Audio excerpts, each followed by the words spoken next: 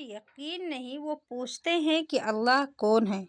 اللہ وہ ہے جس نے حضرت یونس علیہ السلام کو مچھلی کے پیٹ میں بھی زندہ رکھا۔ اللہ وہ ہے جس نے حضرت موسیٰ علیہ السلام کے لیے سمندر چیر کر راستہ بنا دیا۔ اللہ وہ ہے جس نے حضرت ابراہیم علیہ السلام کو بھیانک آگ میں بھی زندہ رکھا۔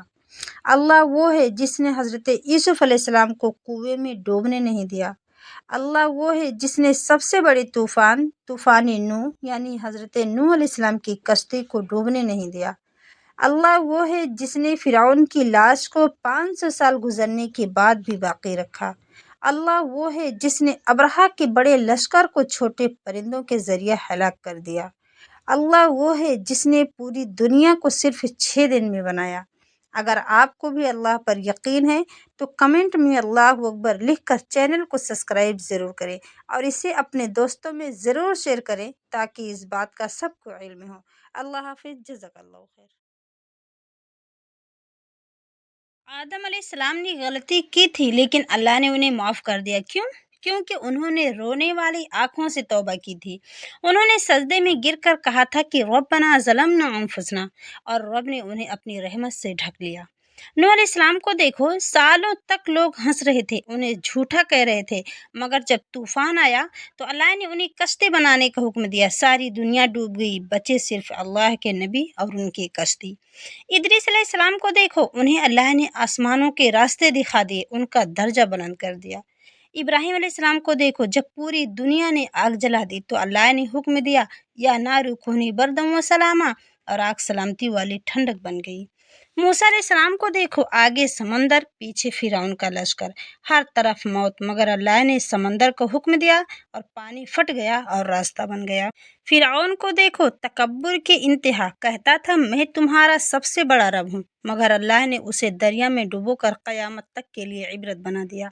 سلیمان علیہ السلام کو دیکھو، ہوا ان کے غلام، جن ان کے فرما بردار، پرندے ان کی زبان سمجھتے تھے، سب اللہ کے حکم سے۔ نمرود جس نے خود کو خدا سمجھا، اللہ نے ایک چھوٹے سے مچھر سے ان کا انجام لکھ دیا۔ نوح علیہ السلام کو دیکھو، مچھلی کے پیٹ میں اندھیرا، سمندر کا اندھیرا، رات کا اندھیرا، مگر انہوں نے کہا لا الہ الا انت سبحانک انی کنت من الظالمین، اور اللہ نے انہیں زندہ نکال لیا۔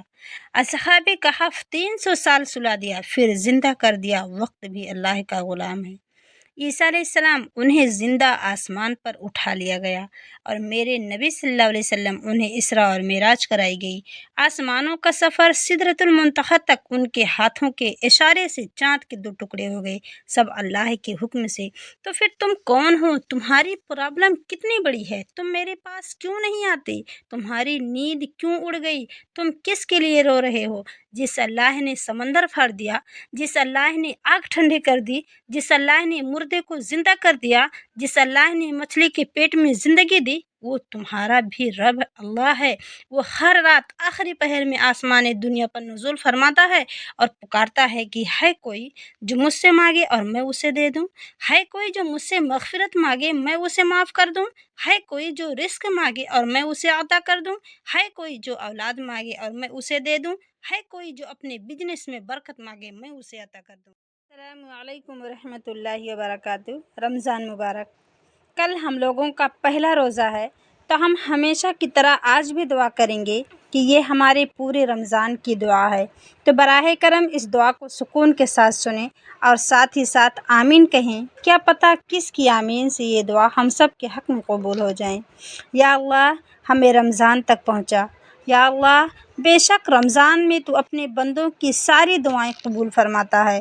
یا اللہ، ہمیں بہت شدت سے انتظار تھا اس مہینے کا، اور پورے 11 مہینے کے بعد یہ مہینہ ہمیں نصیب ہوا ہے۔